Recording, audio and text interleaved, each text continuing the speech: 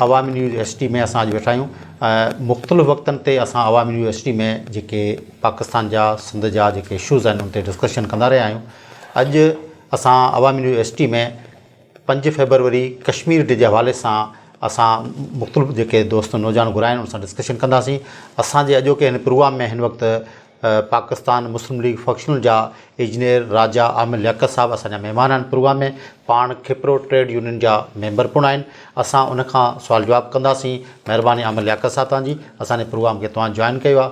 ऐं असां सां साणनि गॾु PTI जा टिकट होल्डर बि आहिनि, गौसिया जमायत जा अॻुवान बि आहिनि ऐं हितां जा खिप्रो जा मौज़ माण्हू आहिनि। मोहम्मद असलम जट साहब असांजे हिन अॼोके प्रोग्राम में जॉइन कया आहिनि। महिरबानी मोहम्मद असलम जट साहब तव्हांजी। ऐं साणस गॾु नौजवाननि जी क़यादत कंदड़ नौजवान अॻुवान शागिर्द अॻुवान तमामु सरगर्म ऐं सोशल वर्कर बि आहिनि। मोहम्मद मलूक दर साहब असांजे प्रोग्राम में जॉइन कयो आहे। महिरबानी मलूक साहब। ऐं असां अॼु अचूं था 5 फरवरी कश्मीर डे जे हवाले सां डिस्कशन करियूं था अॼोके हिन असांजे अॼोके मौज़ू जे हवाले सां। त ऐं पहिरियों सुवाल आमिर लियाकत साहब तव्हां खां इहो कंदुसि त साईं 5 फरवरी योम यकजहती असां छो मल्हाईंदा आहियूं? बिस्मिल्लाहिर्रहमानिर्रहीम। अस्सलातु वस्सलामु अलैका या रसूल अल्लाह व अला आलिहि व सहाबिहि या हबीब अल्लाह। बड़ी मेहरबानी सर, आपने हमें यहाँ बुलवाया इस अहम दिन के मौके पर। 5 फरवरी की बेसिकली अमेंडमेंट बिल पास हुआ था कौमी असम्बली से 1991 में। काजी हुसैन अहमद साहब अल्लाह उनको जन्नतुल फिरदौस में जगह दें, उन्होंने जो है ना तजवीज़ पेश की थी नवाज शरीफ के पास, क्योंकि बर्बरियत का एक दौर 88 में इंडियन फौज ने बहुत ज़्यादा शुरू कर दिया था वहाँ पर। उसको मद्देनज़र रखते हुए पहले शुरू से हम पाकिस्तान की गवर्नमेंट कश्मीरियों को सपोर्ट कर रही थी, लेकिन कौमी असम्बली में ये आवाज़ नहीं उठती थी जिसका जो है ना इंटरनेशनल सतह पर फोकस हो। तो इस वजह से ये 5 फरवरी के दिन 1991 के अंदर नवाज शरीफ की गवर्नमेंट में कौमी असम्बली में ये बिल पास हुआ था कि हम आइंदा से हर 5 फरवरी को कश्मीर डे मनाएंगे। पूरे पाकिस्तान में स्ट्राइक होगी, पूरे पाकिस्तान में कश्मीरियों के हक में एहतजाज होगा, इंडियन गवर्नमेंट के खिलाफ एहतजाज होगा और मुजाहरे किए जाएंगे। माशाल्लाह, ज़बरदस्त। ऐं मोहम्मद असलम जट साहब तव्हां खां इहा ॻाल्हि पुछणु चाहियां थो त ॿ क़ौमी नज़रिया जंहिंजे तहत अंग्रेज़नि जी ग़ुलामी मां असांखे निजात मिली हुई, त ॿ क़ौमी नज़रिया छा आहे? तव्हां हिते असांखे घुरायो ऐं तव्हांजी महिरबानी अवामी न्यूज़ जी जेके इन अहम मसइले ते आज डिस्कशन करियूं पिया, पाण इन मसइले ते ॻाल्हायूं पिया, इनखे उजागर करियूं पिया। ऐं ॿ क़ौमी नज़रियो जॾहिं अंग्रेज़नि जी गवर्नमेंट हुई बरे सग़ीर ते, त उन में ॿ क़ौमी नज़रियो मुसलमान ऐं हिंदू जेके फ़साद हुआ उन्हनि जे लाइ ॿ क़ौमी नज़रियो आंदो। उन में इहो फ़ैसिलो थियो त मुसलमाननि जी जिथे अक्सरियतूं आहिनि त उते मुसलमाननि खे उनजी रियासत ॾिनी वञे, उनखे मुल्क ॾिनो वञे, ऐं जिथे हिंदू कम्यूनिटी जी रियासत आहे अक्सरियत त उन्हनि खे ॾिनो वञे। तॾहिं ई असांखे पाकिस्तान मिलियो, ला इलाहा इल्लल्लाह मुहम्मद रसूलुल्लाह कलमे जी बुनियाद ते असांखे पाकिस्तान मिलियो। त इहे मुसलमान जेके रियासतियूं हुई उन जे करे असांखे पाकिस्तान ॾिनो वञे। त जेको हिंदुस्तान आहे उन में हिंदुस्तान जी 14 अगस्त ते पाकिस्तान आज़ादु थियो, 15 अगस्त ते हिंदुस्तान आज़ादु थियो। त उन जे करे ई ॿ क़ौमी नज़रिया जेके आहिनि ई अंग्रेज़नि जे दौर जा उन टाइम ते इहो फ़ैसिलो थियो, उन जो ई नालो ॿ क़ौमी नज़रिया। माशाल्लाह, ज़बरदस्त। मोहम्मद मलूक साहब तव्हां शागिर्दनि जा अॻुवान बि आहियो, समाजी अॻुवान बि आहियो, तव्हां खां इहा ॻाल्हि पुछणु चाहियूं था त अंग्रेज़नि जी ग़ुलामी मां जॾहिं असां निजात हासिलु करणु वक़्तु कश्मीर जो मसइलो उन वक़्त जी सरकार जेका अंग्रेज़ ब्रिटिश हुई उन वक़्तु उन्हनि छो न हल कयो? महिरबानी साईं, सभ खां पहिरीं अवामी न्यूज़ जो थोराईंदो आहियां जंहिं हर टाइम हर इशूज़ ते हिकिड़ो माना तमामु बहितरीनु फोरम ते ॻाल्हाइण जो मौक़ो ॾिनो आहे ऐं तव्हांजो साईं महिरबानी। साईं ॾिसो, असुल में अंग्रेज़नि जो जेको बर सग़ीर ते जेको राज हुयो, जंहिंमें उन खां पोइ पाकिस्तान 1947 में जॾहिं पाकिस्तान आज़ादु थियो ऐं हिंदुस्तान बि आज़ादु थियो, त उन ॿिनि जीअं असलम साहब ॻाल्हि कई ॿ क़ौमी नज़रिए जी ॻाल्हि कई, त उन ॾिसो उन जे विच में जेका टी शइ हुई उहो हुयो कश्मीर जो मसइलो। हाणे कश्मीर जो जेको मसइलो आहे उहो जंहिं हिसाब सां असां पढ़ियो आहे, जंहिं हिसाब सां असां उनखे वर्किंग कई आहे, ॾिठो आहे, त इहो हिकिड़ी साफ़ सुथरो इन मां इहा चई सघिजे थो त इहा हिकिड़ी मफ़ादनि जी जेका हुई उहा जंग चई सघिजे थी, छो त मफ़ादनि जे ई करे कश्मीर जो मसइलो हल न थी सघियो। छो त कश्मीर हिकु अहिड़ी वादी आहे जंहिंखे असां जन्नत जी वादी बि चऊं था, त उन में जेके उते माण्हू रहनि था, जेके माण्हू ॿ क़ौमी नज़रिए हेठि बरे सगीर सॼी में माण्हू जॾहिं गॾु आहे, त ॾिसो जॾहिं मुस्लमाननि खे रहण जे लाइ अलॻि मुल्क ॾिनो वियो, हिंदुनि खे रहण जे लाइ अलॻि मुल्क ॾिनो वियो, त पोइ इहो कश्मीर जो मसइलो जेको हुयो उहो छो न हल कयो वियो? ज़ाहिर आहे इन जे पोयां का मफ़ाद हूंदो, ज़ाहिर आहे इन जे पोयां का हिकिड़ो अहम मैसेज हुयो जेको अॼु ॾींहं ताईं उहो टंगियल आहे ऐं उन ते को बि जेको ॻाल्हाइण लाइ तयारु न आहे। ज़बरदस्त। इंजीनियर राजा आमिर लियाकत साहब, ॻाल्हि इहा आहे त कश्मीरी भाइरनि सां जेका जबरत ॾाढ ज़ुल्म थी रहियो आहे हिन वक़्तु, असां सुवालु तव्हांखां इहो आहे त दुनिया में जेका इस्लामी जेके मुल्क आहिनि उन जे सरबराहनि इन पॉइंट ते हेसि ताईं छा कयो आहे, पंहिंजो रोल कहिड़ो अदा कयो आहे? पाकिस्तान एक इस्लामी सरबराही कॉन्फ्रेंस बुलाई गई थी भुट्टो साहब के दौर में 1973 के अंदर। उस वक्त इस इशू 1974 में जी, उस वक्त इस इशू को बड़ा हाईलाइट किया गया था ना, तो पूरी दुनिया, मुस्लिम दुनिया एक प्लेटफॉर्म पर थी। अब हर मुल्क के अपने अपने मुफादात हैं। अब इंडिया की तकरीबन आबादी 1.25 अरब से ज़्यादा है, हर एक के ट्रेड के मुफादात हैं, हर एक की अपनी अपनी जो है ना वो मुल्क की एक पॉलिसी होती है। तो हमारी जो गवर्नमेंट है या गवर्नमेंट ऑफ पाकिस्तान हर फोरम पे यूएन के सामने ये हर सालाना इजलास के अंदर भी उठाते हैं, हर फोरम पे भी उठाते हैं, लेकिन हर मुल्क के अपने अपने मफादात हैं। वो ज़ाहिरी तौर पर तो हमारे साथ ज़रूर होते हैं, लेकिन बिहाइंड द सीन कुछ और चल रहा होता है, क्योंकि उनके अपने मफादात आड़े आ जाते हैं। इस वजह से जो है ना ये कश्मीरियों के साथ डबल जुल्म हो रहा है एक तरीके से। एक इंडिया वाले कर रहे हैं, दूसरे हमारे जो मुस्लिम कंट्रीज जो है उनका साथ ना देकर कर रहे हैं। तो इस वजह से जो है बेचारे पीछे जा रहे हैं और अपने जो मुसलमान हैं अपने ख्वाब गर्भोश में सोए हुए हैं। कोई किसी को कोई फिक्र नहीं है कश्मीरियों की। सिर्फ एक पाकिस्तान की गवर्नमेंट जो हर फोरम के ऊपर मुसलसल इसको उठाती भी आई है और मुसलसल उठा भी रही है। असलम साहब, तव्हांखां इहो सुवाल पुछणु चाहियूं था त कश्मीरी भाइरनि खे हक़ ख़ुदि इरादे ते छो न थींदी वञे पियो? महिरबानी। कश्मीरी सां जेको ज़ुल्म थियो आहे, जेके इंडिया ऐं पाकिस्तान जॾहिं आज़ादु थी आहे त इंडिया गवर्नमेंट जेके अंग्रेज़ गवर्नमेंट हुई उन्हनि इहो हिकिड़ो पॉइंट रखी छॾियो असां वटि, पाण वटि रखी छॾियो त हीअ मुल्क कॾहिं बि ख़ुशहाल न थियनि, हीअ विढ़ंदा रहनि। त उन में ई पॉइंट जॾहिं अॼु ताईं पाण सॼे दुनिया में कश्मीर जी आवाज़ पाकिस्तान उथारे थो, हर फोरम ते कश्मीर जी आवाज़ उथारी आहे पाकिस्तान, तॾहिं इंडिया जा जेके मुल्कनि सां मुफ़ाद आहिनि उहे मुल्क वरी आॾो अची था वञनि, उहे उन खे हल करणु कोन था ॾियनि। त हीउ मेन इशू आहे, जे हीउ मुल्क इंडिया ऐं पाकिस्तान जो मसइलो ई कश्मीर आहे, जे कश्मीर हल थी थो वञे हीउ ख़ुशहाल थी वेंदा, हीउ पोइ विढ़ंदा छाजे लाइ? त इहो अंग्रेज़नि हिकिड़ो पॉइंट छॾियो अॼु ताईं असांजे लाइ नासूर आहे।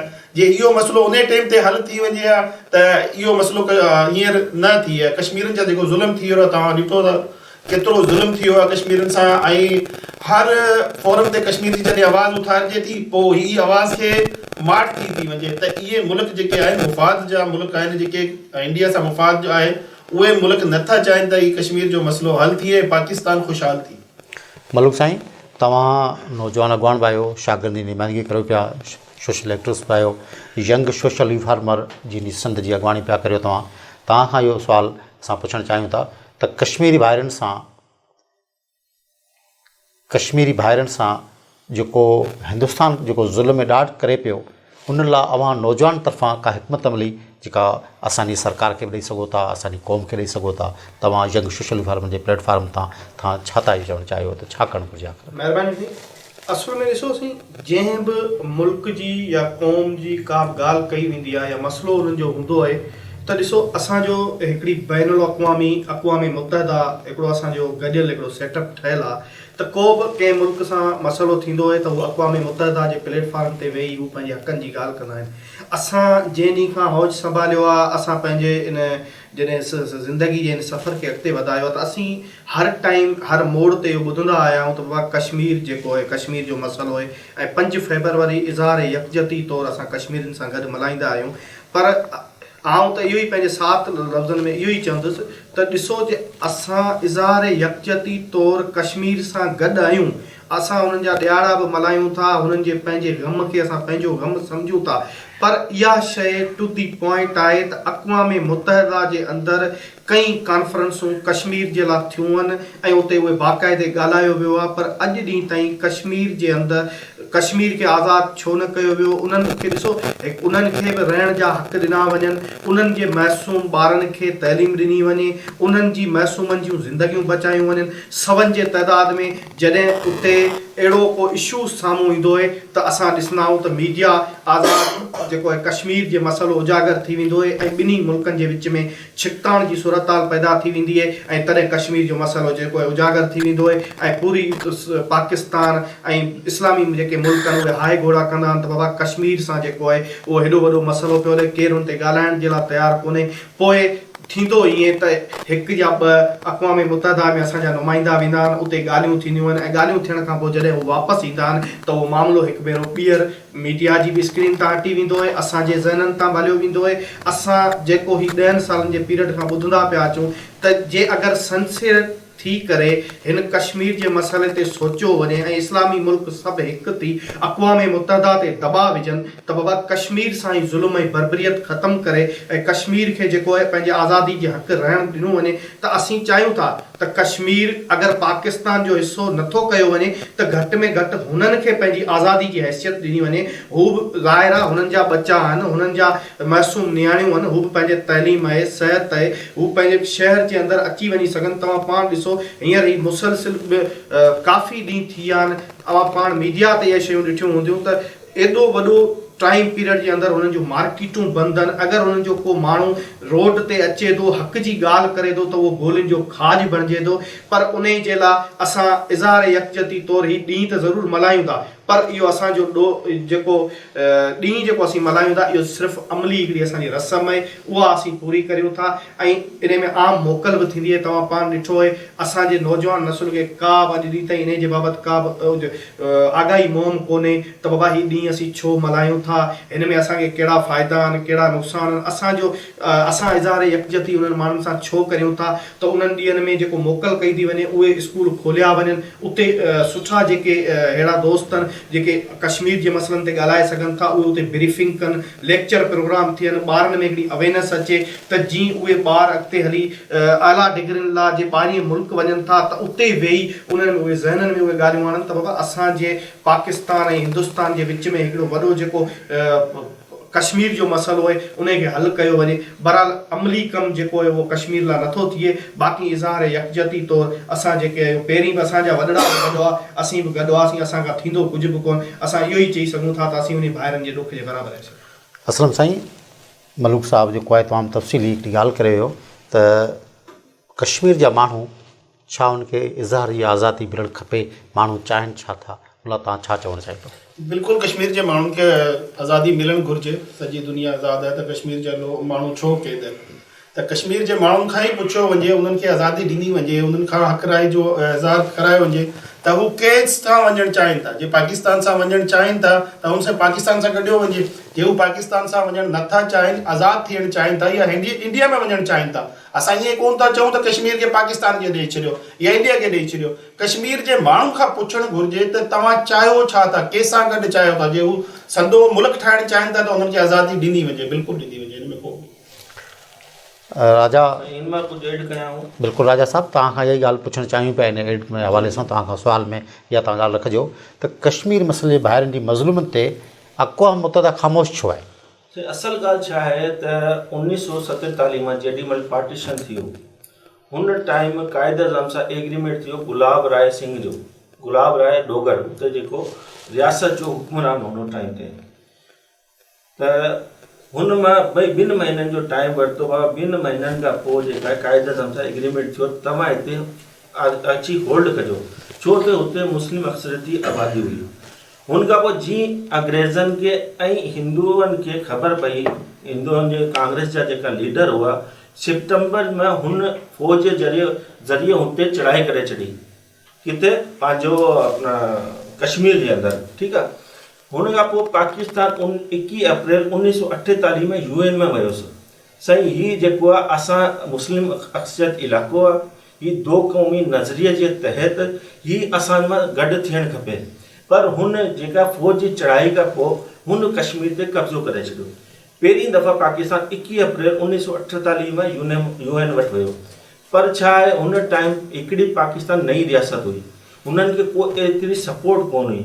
हुननि वटि सपोर्ट बि हुई, हुन वटि सॼो खज़ानो जेको आहे, जेको बि पैसो हो इंडियन गवर्नमेंट वटि हो, ऐं अंग्रेज़नि जी ब्रिटेन जी फुल सपोर्ट हुननि जी हुई। ऐं पाकिस्तान खे हुन टाइम चयो बाबा ठीकु आहे, हीउ तव्हां ॿई वेही हीउ मसइलो हल कजो। 1948 खां एसि ताईं गवर्नमेंट ऑफ पाकिस्तान जेॾी महिल इजलास थिए थो ओॾी महिल पाकिस्तान ही आवाज़ु उथारे थो, पर आवाज़ असांजी आवाज़ थोरी घटि आहे, छो त असां सां गॾु ॿियो को केरु कोन आहे। हिकिड़ो त हिकिड़ी मुस्लिम रियासत आहे, हिन जो मसइलो आहे त तमामु ईसाई रियासतूं ऐं ॿी मज़हब वारी रियासतूं पाण खां ख़िलाफ़ु आहिनि। ॿी ॻाल्हि इहा, इंडिया हिकिड़ी वॾी स्टेट आहे, हुनजा हर कंहिंजा पंहिंजा पंहिंजा मुफ़ादात आहिनि, हुन मुफ़ादात जे करे हीउ जेको मसइलो हल कोन थो थिए। ऐं कश्मीरियुनि सां ॾाढ मुड़सी 370 जो कानून मोदी पास करे त तमामु बेड़ो ई बेड़े छॾियो हुननि जो, छो त हुते जेका रियासत जे अंदरि को ॿियो माण्हू को का शइ ख़रीद कोन थो सघे, हीअ रियासत जो कानून पास कयल आहे, हुन ख़तमु करे छॾियो आहे। ऐं हुन जे अंदरि जेका बि ॿाहिरि जा माण्हू आहिनि हू अची हुते जाइ बि ठाहिनि था, हुते रहनि था ऐं पंहिंजो वोट बि इंदिराज कनि था, छो त हीअ जेका मुस्लिम अक्सरियत जो जेको नालो हू ख़तमु थी वञे। त हिन करे UN खे स्पेशली हिन ते स्टेप वठणु घुरिजे, छो त पंहिंजो PM इमरान ख़ान जेको आहे UN असेंबली में तमामु आवाज़ु उथारी आहे हिन टॉपिक ते।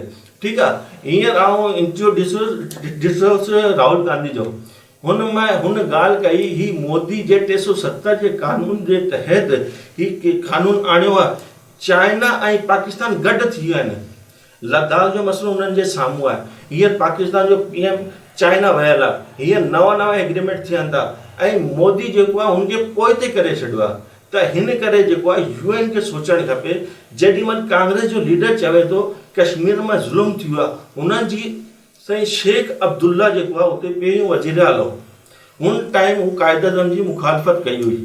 ठीकु आहे, हुन साथ ॾिनो कांग्रेस जो।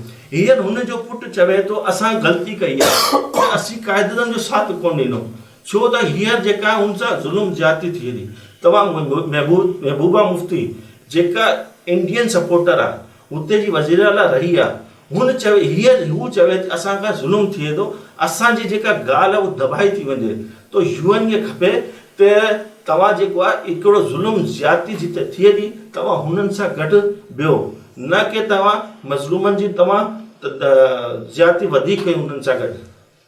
मोहम्मद असलम जट साहब, राजा हिकिड़ी ॻाल्हि कई त जंहिं टाइम पाकिस्तान आज़ादु थियो 14 अगस्त 1947 ते, उन खां वठी 1951-52 ताईं असांजे मुल्क में उहा अञा अवेयरनेस कोन्हे, असांजो अञा डेवलपमेंट कोन थी, अञा असां पंहिंजे पेरनि ते बीहण जहिड़ा कोन थियासीं, ॿियो उन इशूज़ खे असां खणी ॻाल्हि करियूं। पर ॻाल्हि इहा आहे त सुवाल तव्हां इहो पिया करियूं त 1974 में शहीद अवाम ज़ुल्फ़िकार अली भुट्टो जी दौर हुकूमत में हिकिड़ो RCT मुआहिदो थियो हो, चीन, ईरान ऐं पाकिस्तान जे टिनी मुल्कनि जे विच में हिकिड़ो मुआहिदो इहो थियो त टिनी पाड़ेसरी मुल्कनि जे विच में कंहिं बि क़िस्म जी को तकलीफ़ कंहिं मुल्क ते अचे, का आफ़त अचे, को ज़ल्ज़लो अचे, का तबाही अचे, या को मुल्क ॿिए मुल्क कंहिं हिन मुल्कनि ते को अटैक करे, या अहिड़े क़िस्म जो इशूज़ अचे त हीअ गॾिजी मुल्क ताक़त थी उन शइ खे मुंहुं ॾींदा।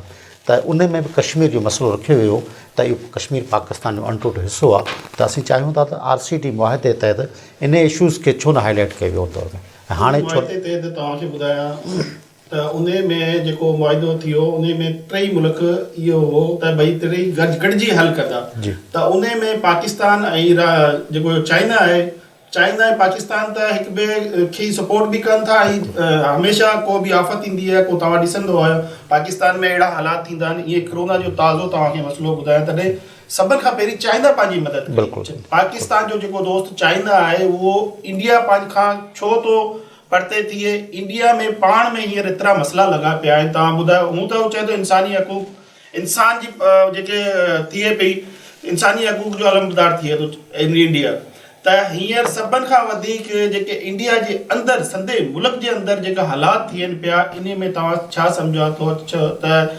इंसानी हक़ूक़नि खे त आवाज़ बिल्कुलु इन ते उठाइणु घुरिजे ऐं वर्ल्ड खे, आवाम खे, सॼनि खे इहो ॻाल्हि करणु घुरिजे त भई इन में इंडिया में संदे में इहो मसइलो लॻो पियो आहे। ऐं उन खां पोइ कश्मीर जो मसइलो जॾहिं बि चाइना ऐं पाकिस्तान हींअर लद्दाख जो जेको मसइलो हो, चाइना केतिरो उन ते आयो, पर इंडिया इहो हरदर्मी छॾे कोन थो, कश्मीर खे आज़ादु करणु नथो ॾे, इन करे त कश्मीर जेको आहे पाकिस्तान सां गॾु थियणु चाहे थो। हू नथो चाहे कॾहिं बि त पाकिस्तान सां गॾु कश्मीर थिए, पाकिस्तान सां गॾु कश्मीर थींदो, पाकिस्तान जो पाणी थींदो, पाकिस्तान खे ताक़त थींदी। कश्मीरी आवाम जेके आहे पाकिस्तान खे चाहींदड़ आहे, हू चाहे थी त पाकिस्तान सां गॾु थींदो। चाहींदा बिल्कुलु चाहे थो, पाकिस्तान चाहे थो, पर इंडिया इहो वाइदो कोन थो हिन ते अचे। मलूक साईं ॻाल्हि जेका कई त इंडिया पूरी दुनिया में इंसानी हक़नि जो हिकिड़े पासे चैम्पियन थियण जी कोशिशि करे थो, त ॿिए पासे पोइ असांजे कश्मीरी भाइरनि सां इंडिया इहो ज़ुल्म जबरत ॾाढ छो? साईं ॾिसो, इहा जेका ॻाल्हि आहे न, इहा ॻाल्हि ह्यूमन रिसोर्स ते अचे थी। ह्यूमन राइट्स जेके आहिनि, जेके पूरे अक़वाम मुतहदा ताईं हर Pakistan HRCP Pakistan human rights commission Pakistan में भाई त हर मुल्क जी हिकिड़ी ह्यूमनिटीज़ ग्राउंड ते हिकिड़ी कमेटियूं ठहियल आहिनि। त ॾिसो, इन्हनि खे ईअं करणु घुरिजे, हलो असां मञूं था त असांजा मफ़ाद थी सघनि था, असां पंहिंजे मफ़ादनि जे तौरु ॻाल्हाए बि नथा सघूं, पर जेके ह्यूमन रिसोर्स, जेके ह्यूमनिटीज़ ग्राउंड ते जेके HRCP जेके आहिनि, उहे खुलियल आहिनि, उहे हुकूक ते बाक़ाइदे ॻाल्हाए सघनि थियूं अक़वाम मुतहदा जे फ्लोर ते। त उन्हनि खे इहो मज़बूत केस अक़वाम मुतहदा जे प्लेटफॉर्म ते रखणु घुरिजे त बाबा, जॾहिं 1947 में पाकिस्तान खे बि हक़ु मिलियो आज़ादु थियण जो, हिंदुस्तान खे बि आज़ादी जो हक़ु मिलियो, त इन में कश्मीर जो मसइलो हल छो न कयो वियो? उहो मसइलो हल थियणु घुरिजे।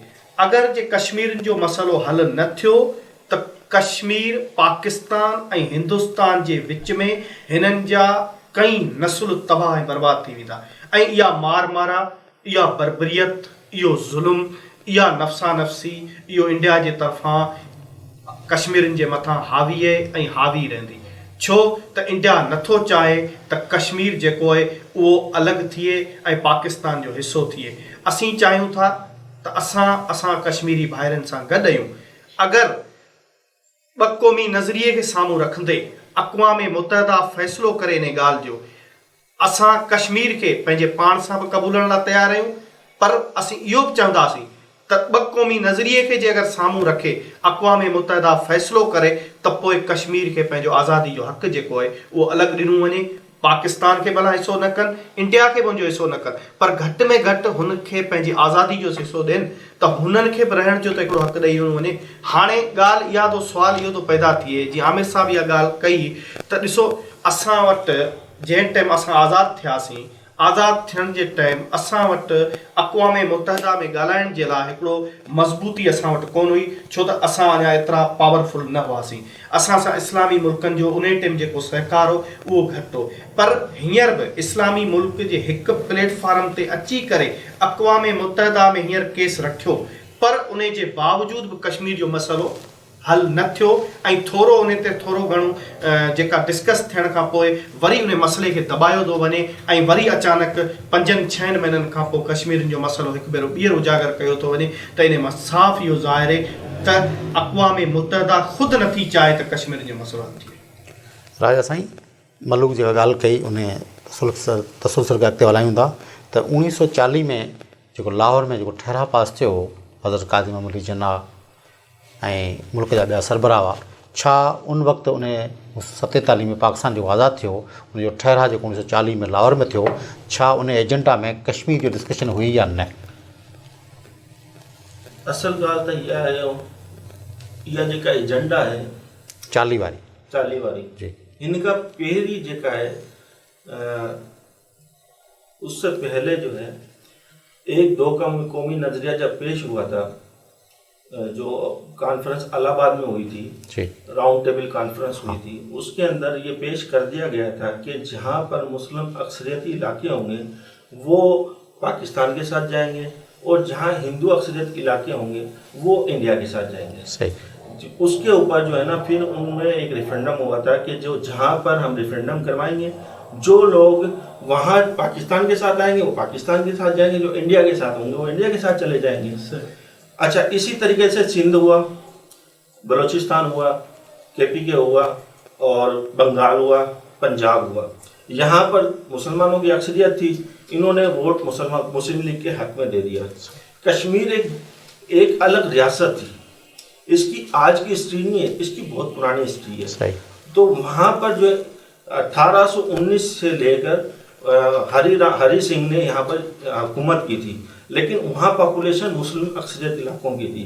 तो ऑलरेडी इसको जो है ना जो 2 कौमी नज़रिए के तहत इसको इसमें शामिल होने का, तो उसके अंदर भी अमेंडमेंट की गई थी जहाँ पर मुसलमान अक्सरियत है वो मुसलमान के अंदर पाकिस्तान के अंदर शामिल होंगे, तो इसको ऑलरेडी शामिल होना ही चाहिए था। लेकिन इंडिया की और अंग्रेज़ों की बदनीयती थी शुरू से ही।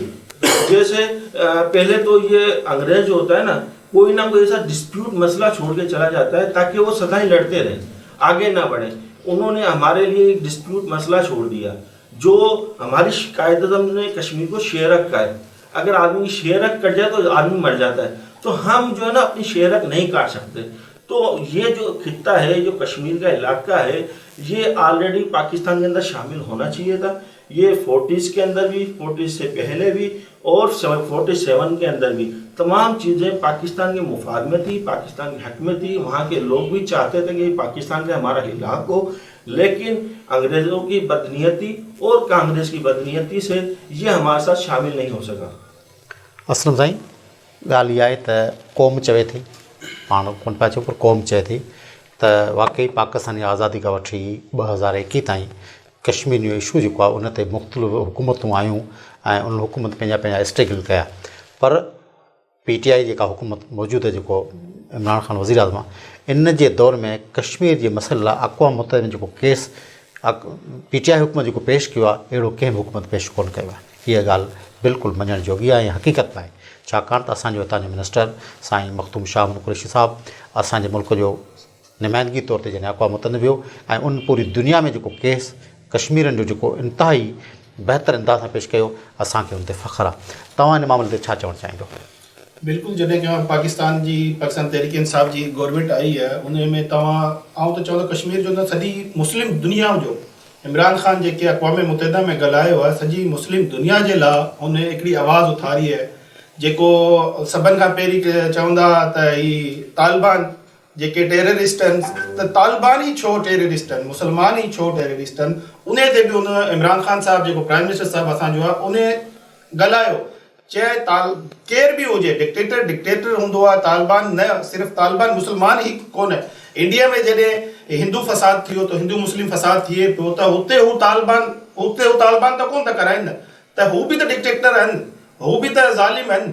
त इन करे मुसलमाननि ते न बल्कि सॼी दुनिया में इहो उजागर करायो इमरान ख़ान साहिबु ऐं साईं शाह कुरैशी साहिबु, जेको कश्मीर जे लाइ हर फोरम ते ॻाल्हायो आहे। हर फोरम ते तव्हां 65 साल जी तारीख़ खणी ॾिसो ऐं हींअर 3 साल जी तारीख़ खणी ॾिसो, जेतिरो इमरान ख़ान ऐं मखदूम शाह कुरैशी साहिबु कश्मीर ते ॻाल्हायो आहे। पाकिस्तान में बि पोइ तव्हां 5 फरवरी ते ॾिठो हूंदो, पाकिस्तान जे अंदरि जेको कश्मीर ॾे मल्हायो वियो, वॾे जोश ऐं जज़्बे सां कश्मीरनि सां भाइनि सां हर यकजहती जे तौर ते 5 मिनट जी ख़ामोशी बि इमरान ख़ान साहिबु चयो। ऐं सॼी पाकिस्तान में इहो जॾहिं कश्मीर ॾे मल्हायो वियो त वाक़ई में सभिनी ॾिठो त कश्मीर सां पाकिस्तान जो बच्चो कश्मीर जे हिमायत में आहे, कश्मीर सां गॾु आहे ऐं कश्मीर सां गॾु इंशाअल्लाह असां रहंदासीं। मलूक साईं, तव्हां शागिर्द में अॻुवाणी कयो पिया, नौजवान आहियो। शुरू में इहो 1991-92 खां कश्मीर डे 5 फरवरी हर साल असां मल्हाईंदा आहियूं। शुरू वारे ॾाकनि में तव्हां स्कूल में जॾहिं पढ़ंदा हो त कश्मीर डे जॾहिं मल्हायो वेंदो हो त बाक़ सां आम तहतील हूंदी हुई, मुकमल असांजो पूरो पाकिस्तान में हिकिड़ी हड़ताल थींदी हुई, ट्रांसपोर्ट बंदि थींदी हुई, 5 मिनट जी ख़ामोशी इख्तियार थींदी, क़ौमी तराना वॼाया वेंदा, बाक़ी हिकिड़ो ब्लैक डे ऐं असां यकजहती तौर ते मल्हाईंदासीं। हाणे कश्मीर डे अचे थो त आम असांजे पब्लिक खे, ट्रेड यूनियन खे, वापारियुनि खे, दुकानदारनि खे ख़बर कोन्हे जेको कश्मीर डे आहे। ईअं छो? साईं ॾिसो, तव्हां 91-92 जी जेका ॻाल्हि कई त उनमें 2003 इहो हिकिड़ो टाइम पीरियड हुयो। असां पाण उन शागिर्दी दौर मां गुज़रियासीं त असांखे इहा ख़बर पई त बाबा 5 फरवरी जेको आहे इज़हार यकजहती तौरु असां कश्मीरी भाइरनि सां गॾु आहियूं, उन्हनि जी आज़ादी जे लाइ असां इहो ॾींहुं मल्हाईंदा आहियूं ऐं कश्मीर ते जेको ज़ुल्म ऐं बर्बरियत थिए पई उन जे लाइ हीउ ॾींहुं मल्हायो वेंदो आहे ऐं उन्हनि भाइरनि जे ॾुख में असां बराबरि जा शरीक थींदा आहियूं। हाणे थिए ई पियो त जेके असांजा इदारा आहिनि उहे कश्मीर डे ते हिकिड़ी आम मोकल थी वेंदी आहे। आम मोकल जो मक़सदु इहो हूंदो आहे त जेके बि इदारा उहे बंदि रहंदा।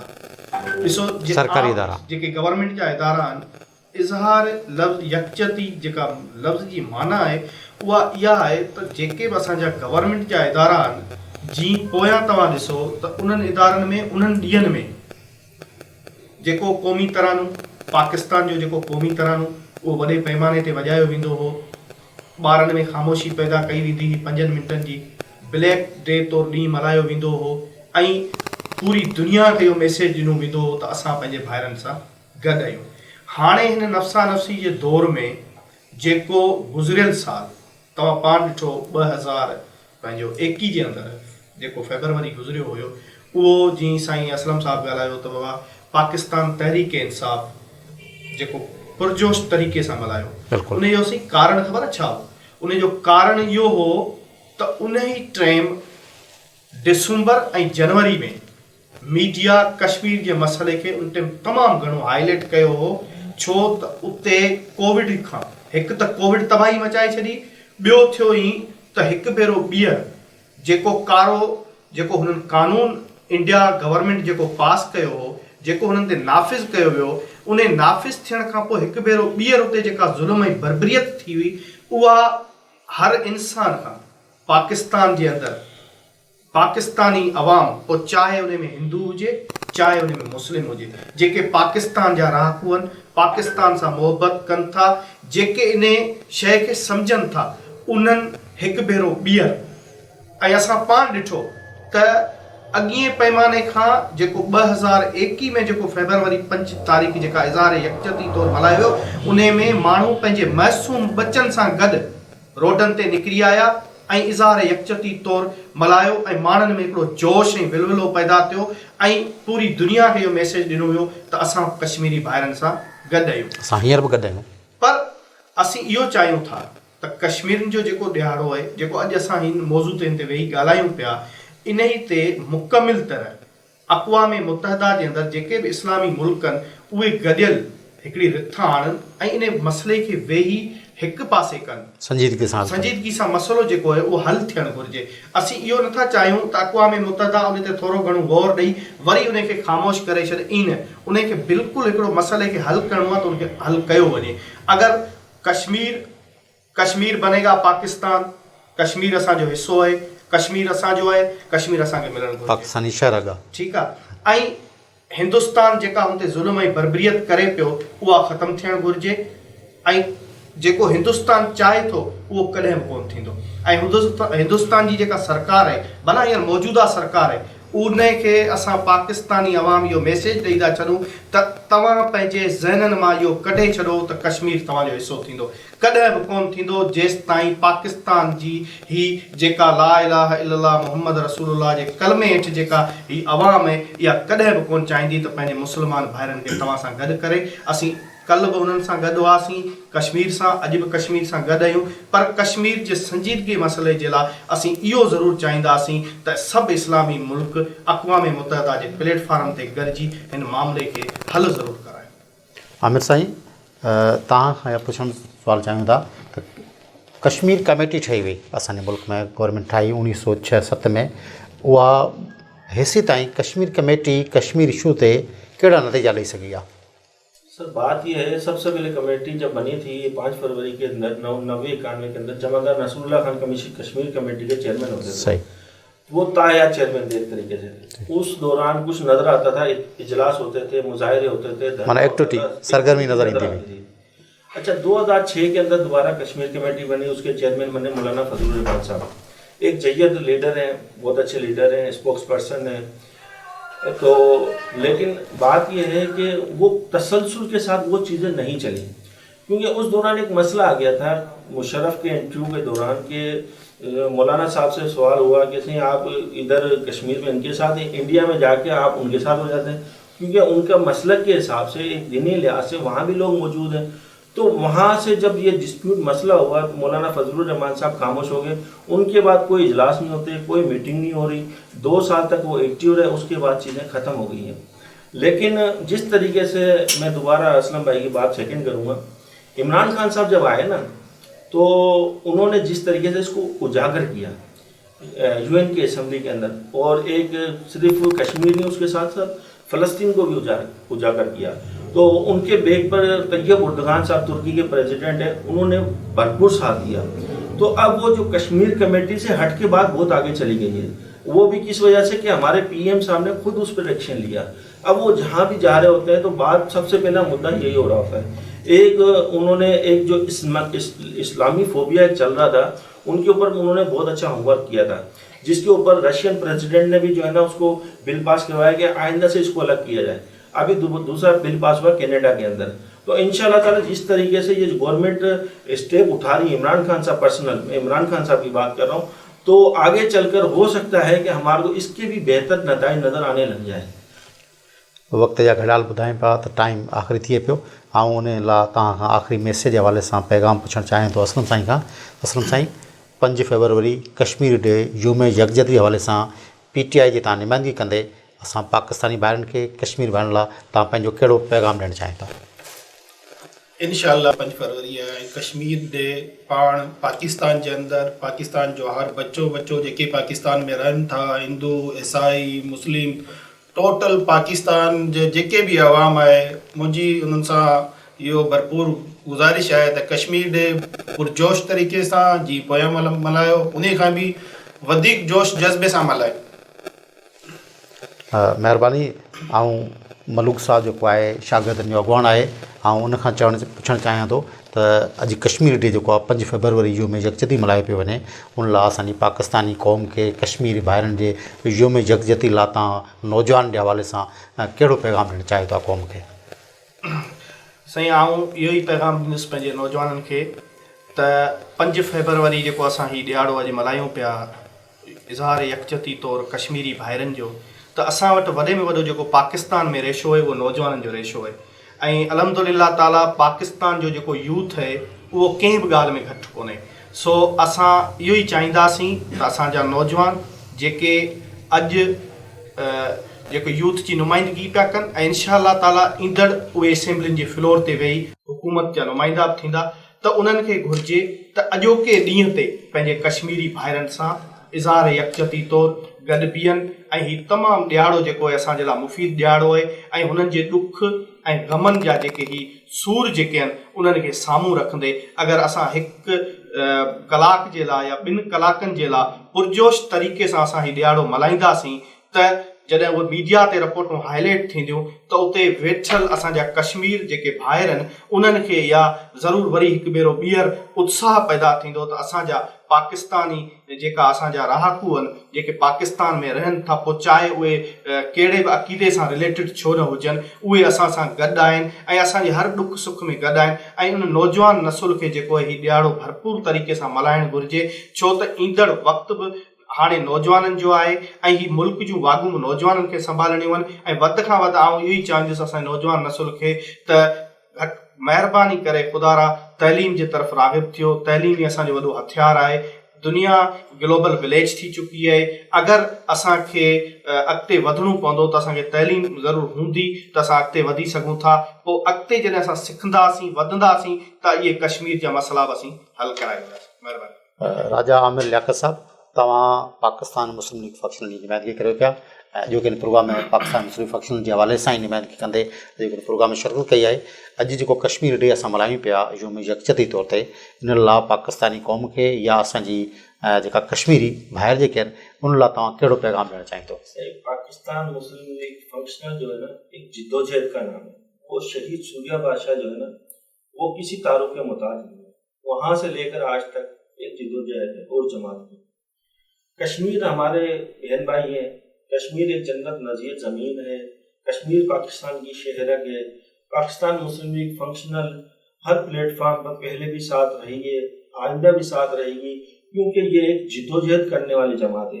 इनकी बुनियादों में जो बुनियाद खून से भरी हुई है, तो इन्होंने जो है ना जिद्दोजहद एक वतीरा है इन लोगों का ना जमात का।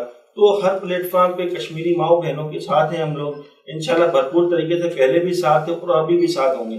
इससे हटकर भी एक मेरा मैसेज भी है गवर्नमेंट ऑफ पाकिस्तान के साथ, और ये इस पैगाम को सिर्फ इस मसले को सिर्फ 5 फरवरी तक महदूद न रखा जाए, इसको फैलाया जाए, इसको बढ़ाया जाए। जैसे अब खालिस्तान की तहरीक चल रही है इंडिया के अंदर, उन्होंने बाकायदा यूरोप के अंदर रेफरेंडम करवाया है, तो इसको इंटरनेशनल मीडिया में भी उठाया जाए। वहाँ पर जो MST स्कीमें हैं, NGOs हैं, उनके सामने भी ये चीज़ें मुतहद होने चाहिए। UN के सामने भी एहतजाज होना चाहिए। जो पहले होता था अब थोड़ा कम हो गया और ग्लोबल सतह पे इसको उजागर किया जाना चाहिए। हम इंशाल्लाह पहले भी साथ थे, फंक्शन मुस्लिम लीग आइंदा भी साथ होगी और हमारी माएँ बहनें अकेली नहीं रहेंगी, सब उनके साथ होंगी। महिरबानी। असांजा जो कि हिन प्रोग्राम में जेके महिमान शिरकत थिया, शरीक थिया, उन्हनि जो चवणु आहे त कश्मीरी असांजा भाइर आहिनि, उन्हनि जे ॾुख तकलीफ़ ऐं दर्द में असां बिल्कुलु गॾु आहियूं ऐं कश्मीर असांजे पाकिस्तान जी शहर आहे ऐं कश्मीरनि खे असां कॾहिं बि ॾुख जे हवाले सां कॾहिं बि अकेलो न चवंदासीं।